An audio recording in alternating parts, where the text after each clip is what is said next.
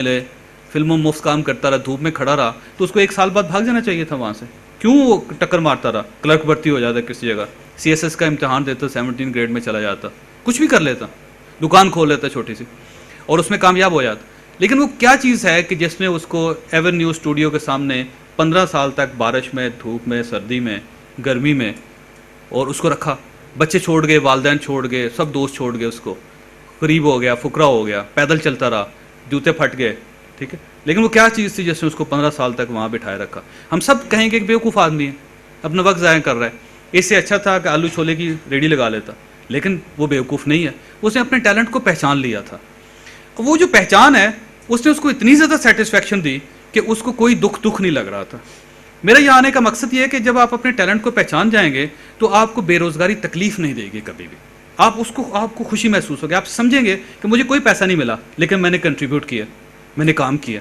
کیونکہ وجہ یہ ہے کہ آپ اپنے اس ٹیلنٹ کے مطابق چل رہے ہیں جس کو قدرت نے. اور کسی غلط جگہ پہ ہوں گے، کسی غلط جگہ پہ، تو بہت زیادہ کامیاب ہونے کے بعد بھی شام کو آپ کی بڑی اداس گزرے گی. آپ کو محسوس ہوگا کہ آپ نے کچھ نہیں کیا، دکھ میں چلے جائیں گے، بیمار ہو جائیں گے کچھ عرصے بعد، آپ کو ہارٹ کا پرابلم ہو جائے گا، برین ہیمریج ہو جائے گا. جتنے لوگوں کو برین ہیمریج ہوتا ہے، کامیاب ہوتے ہیں لوگ، کبھی چھوٹے غریب آدمی کو برین ہیمریج نہیں ہوا. اور بڑے آدمی کو کیوں ہوتا ہے؟ اس لیے ہوتا ہے کہ وہ انسیٹسفائیڈ جو لائف ہے وہ اس کو اندر سے کھا رہی ہوتی. جب وہ کھا رہی ہوتی تو وہ ایک رزلٹ نکلتا ہے کہ ایک دم نس پڑ جاتی ہے اس کی. تو سیٹسفائیڈ زندگی گزارنا آپ اسی وقت سیکھیں گے جب آپ اپنے ٹیلنٹ کے مطابق کام کریں گے. آخر میں نے کہانی سنانی اپنی جی کر دیں، دے دیں، ٹائم نہیں ہے یار.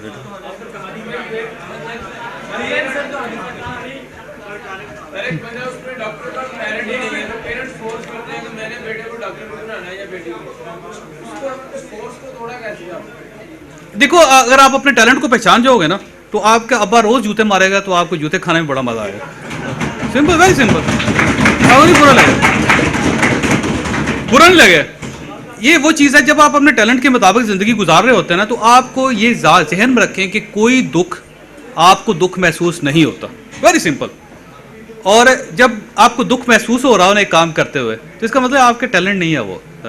جتنے اسپورٹس مین ہیں ان کے سب کے والدین نے ان کو گھروں سے نکال دیا تھا، ان کو سب کو، لیکن وہ اس کے باوجود بڑے سیٹسفائڈ تھے، بڑا مزہ ہے. واپس آئے تھے رات کو منہ لٹکا کے دوبارہ، اور مار کھا کے اگلے دن صبح اٹھ کے پھر بھاگ کے گراؤنڈ میں چلے جاتے. یہ وہ چیز ہے جس کو ہم کہتے ہیں بڑا ڈھیٹ ہو گیا. وہ ڈھیٹ نہیں ہو رہا ہوتا غریب، وہ اس کو انجوائے کرنا شروع کر دیتا دکھ کو. وہ سمجھتا ہے یار میں صحیح کام کر رہا ہوں. جتنے ایکٹر ہیں، جتنے رائٹرز ہیں، جتنے بزنس مین ہیں، شروع میں جب وہ 5 6 سال 10 سال کی عمر میں یہ کہتے تھے کہ میں نے دکان کھولنی، ابا جی مارتے تھے اس کو سارے، لیکن اس مار کے باوجود وہ بڑا خوش تھا. یہ کیا کہ وہ اپنے ٹیلنٹ کے مطابق ٹیلنٹ کی ڈائریکشن میں جا رہا ہے. جب آپ ڈائریکشن میں نہیں جاتے اپنی ٹیلنٹ میں تو پھر آپ کو ہر دکھ بہت زیادہ محسوس ہوتا ہے، آپ کو زیادہ محسوس ہوتا ہے. یہ سمپل. اچھا جی، بات یہ ہے حضرات کہ میرا تعلق جو ہے ایک شہر ہے لالا موسا گجرات میں، اور اس کے ساتھ ایک چھوٹا سا گاؤں ہے. اور وہ گاؤں جو ہے وہ بیسیکلی جہالت کی وجہ سے اور دشمنیوں کی وجہ سے بہت زیادہ مشہور ہے. تو میں اس گاؤں میں پیدا ہوا. تو میرے جو پیرنٹس تھے وہ بالکل ٹوٹلی ان پڑھ تھے. انہوں نے زندگی میں کبھی اسکول کا منہ نہیں دیکھا تھا. اور اس میں یہ ہوا کہ میں اس گاؤں میں پیدا ہو گیا. تو اب جو بچے پیدا ہوتے ہیں عموماً ان کا یہی کام ہوتا ہے گاؤں میں کہ وہ جانوروں کے پیچھے لگیں یا فصلیں کاٹیں اس قسم. تو میں تھوڑا سا بیمار تھا، میں یہ کام نہیں کر سکتا تھا. تو اب میں گھر میں اکیلا پھرتا رہتا تھا گاؤں میں. میں سب سے بڑا بچہ تھا اس پوری فیملی میں سے، میں پہلا پائنیئر تھا، اس سے پہلے کوئی بچہ ہی نہیں تھا اس میں. اچھا، اس کے بعد یہ ہوا کہ میرے جو پیرنٹس ہیں ان کا ایک جہالت کا یہ تھا کہ ایک تو وہ اسکول کا بھی نہیں گئے، دوسرا یہ ہے کہ ہمارے گھر میں صرف 3 خواتین ایسی جنہوں نے قرآن مجید پڑھا ہوا تھا، باقی کسی نے قرآن مجید بھی نہیں پڑھا ہوا تھا. اب جو میرے بزرگ، میرے چچا تایا اور اس کے علاوہ ان کے کزن سب کے، ان کو صرف کلمہ آتا تھا. اور وہ کلمے سے بھی یہ کام لیتے تھے کہ جہاں انہوں نے جھوٹی گواہی دینی ہوتی تھی تو وہ کلمے کو پورا پڑھ کے پورا کر کے جھوٹی گواہی دے دیتے فوراً. تو یہ اس کو اس طرح یوٹیلائز کرتے تھے. اب اسکول بھی نہیں تھا اس گاؤں میں، تو ایک ٹیچر وہاں پہ انہوں نے اپوائنٹ کیا ہوا تھا گورنمنٹ نے. تو جب وہ وہاں پہ آتا تھا تو کوئی اس کو کام کرنے نہیں دیتا تھا. اس کی وجہ وہ کہتے بچوں کو خراب کرے گا. تو وہ آتا تھا چلا جاتا تھا، آتا چلا جاتا. تو میری والدہ نے ایسے کیا کہ اس کے ٹیچر کے حوالے کر دیا مجھے. اس نے کہا ایسے آوارہ پھرتا رہتا تو اس کو وہاں پہ اس کے. تو ٹیچر نے مجھے تھوڑا تھوڑا پڑھانا شروع کر دیا. تو میں نے الف بے اور یہ ساری چیزیں جو میں نے اس سے سیکھ لی. مین وائل یہ ہوا کہ ٹیچر صاحب چلے گئے وہاں سے، تو میرا تعلیم کا سلسلہ بھی رک گیا. پھر اس کے بعد ایسے ہوا کہ میرے پیرنٹس یعنی امیڈیٹ فیملی میری والدہ اور میرے والد جو تھے وہ شہر میں شفٹ ہو گئے. تو وہاں فارچونیٹلی ایسا تھا کہ جس گھر میں یہ رہ رہے تھے اس کے بالکل سامنے اسکول تھا. تو انہوں نے کہا کہ بچے نے اور کوئی کام کرنا تھی اس کو اسکول میں داخل کروا دیں. تو مجھے انہوں نے اسکول میں داخل کروا دیا. وہاں پہ بھی میں اسی طرح پڑھتا رہا جس کو کوئی خاص کوئی ڈائریکشن نہیں تھی. اس کے بعد ایک اور شہر میں شفٹ ہوئے تو وہاں پہ بھی فارچونیٹلی بالکل سامنے اسکول تھا اور بالکل واکنگ ڈسٹینس پہ کہ میری والدہ جب مجھے چھوڑتی تھی تو میں اسٹریٹ اسکول چلا جاتا تھا، وہ مطمئن ہو جاتی تھی، اور میں جب وہاں سے نکلتا تھا تو مجھے وصول کر لیتی. تو اب وہاں پہ بھی فارچونیٹلی میں اسکول میں چلا گیا. اوکے. اب یہ ہوا کہ میں کیونکہ دو کلچرز کا شکار تھا، اور جب بھی انسان دو کلچرز کا شکار ہوتا ہے تو اداس ہو جاتا ہے. اس کے اندر یہ قدرتی ایک سسٹم ہے کہ جب آپ دو کلچرز میں پاؤں رکھتے ہیں تو آپ کے اندر سیڈنس آ جاتی. میں اداس بچہ تھا، میری کسی کے ساتھ کوئی دوستی نہیں تھی کلاس میں، اور خاموش رہتا تھا، سائڈ پہ بیٹھتا تھا، اور بڑا اپنے آپ کو کمزور سا محسوس کرتا تھا کیونکہ میں گاؤں سے بھی تھا اور شہر سے بھی تھا، دو کلچرز کا شکار تھا. تو اس میں سے میں نے سوچا کہ اس خاموشی جو ہے یا اداسی ہے اس کا کوئی حل نکالنا چاہیے. تو میرا ایک دوست بن گیا کوئی لڑکا، اسے کہانی کی کتابیں لا کے دینی شروع کر دی. میں نے وہ کہانی کی کتابیں پڑھنی شروع کر دی، مجھے اس میں مزہ آنا شروع ہو گیا ٹوٹل. اب میں نے سوچا کہ یار میں اس کو پڑھ رہا ہوں تو نیچر نے گائیڈ کیا کہ مجھے یہ ساری کہانیاں یاد بھی ہونی چاہیے. تو میں اس کو یاد کرنا شروع کر دیا، ساری کہانیاں، گل بکولی کی کہانی تھی ساری ٹوٹل اس طرح.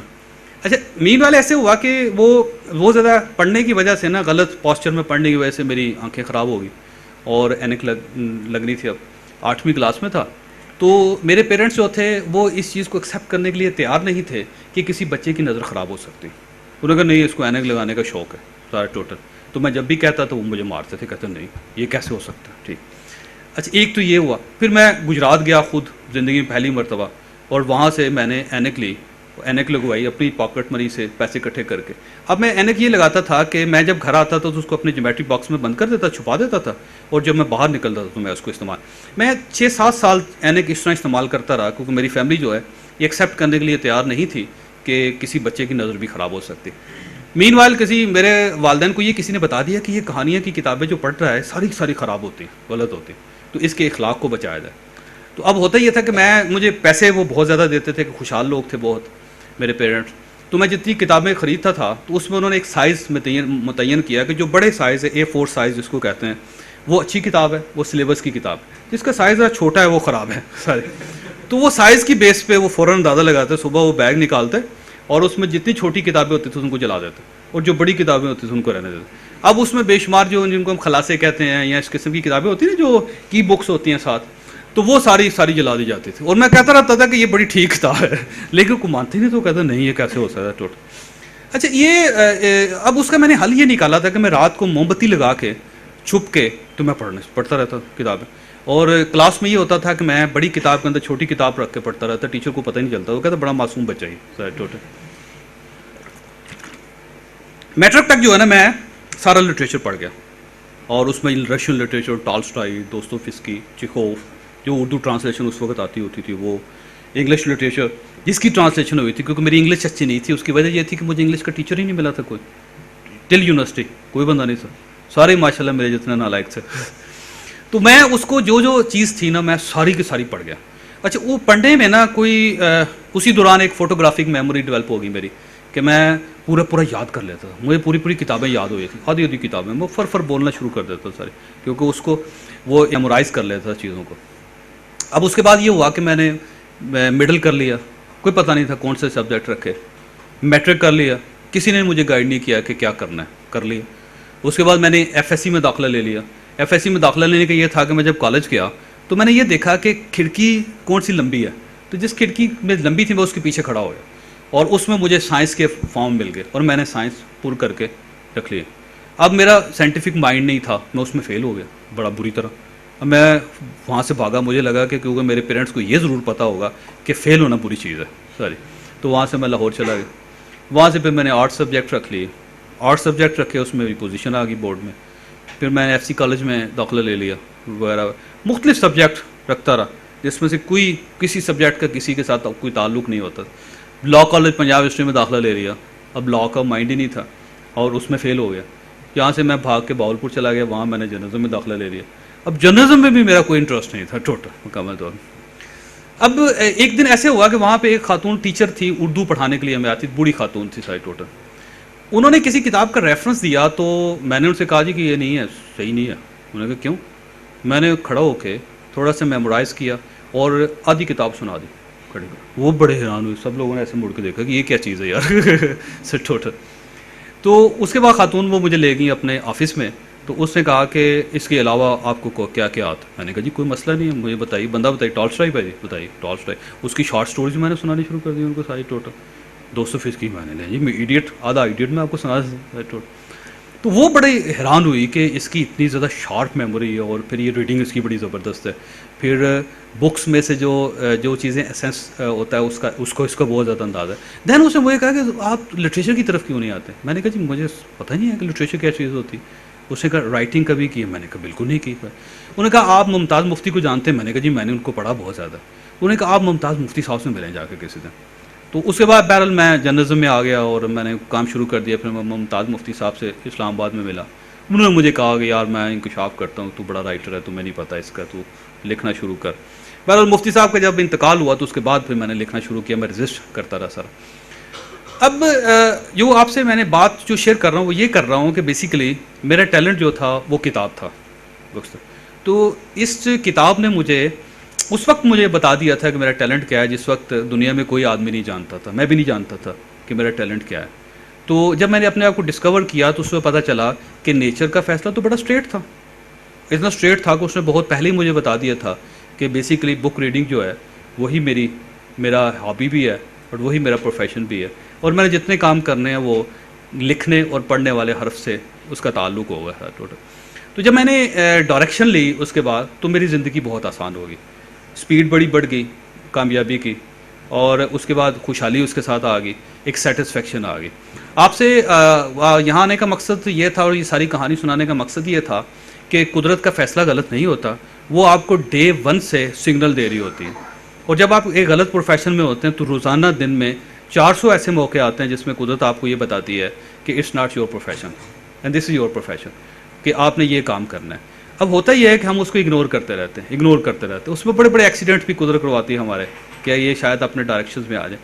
اس میں کچھ لوگ بائی ایکسیڈنٹ اس پروفیشن میں آ جاتے ہیں جہاں سے ان کو سیٹسفیکشن اور کامیابی ملنا شروع ہو جاتی. کچھ لوگ ابو جہل کی طرح بہت زیادہ سخت ہوتے ہیں, اتنے سخت ہوتے ہیں کہ وہ اس کو تسلیم نہیں کرتے. جب وہ تسلیم نہیں کرتے تو قدرت آپ سے مایوس ہو جاتی ہے. کسی ایکسیڈنٹ میں آپ کا انتقال ہو جاتا ہے اور آپ دنیا سے چلے جاتے ہیں, اور اللہ تعالیٰ ایک آواز لگاتا ہے نیکسٹ, اور آپ کی جگہ کوئی اور آ جاتا ہے جو اس ٹیلنٹ کو لے کے چلتا ہے. میری آپ سے درخواست سمپل اتنی ہے کہ اپنے آپ کو ضرور ڈسکور کریں, کیونکہ اپنے آپ کو ڈسکور کریں گے تو آپ کی زندگی اچھی بھی رہے گی اور کامیاب بھی رہے گی. بہت بہت مہربانی, شکریہ. Thank you very much sir. I hope this session will start a journey of self-discovery and discover your talent.